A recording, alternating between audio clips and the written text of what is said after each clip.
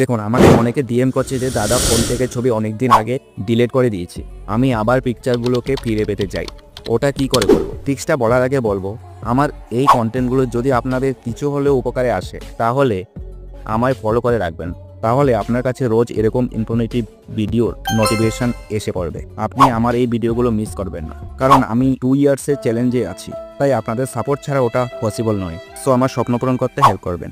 শুরুতে চলে আসবেন ফোনের গুগলে, সার্চ করবেন ফটো গুগল।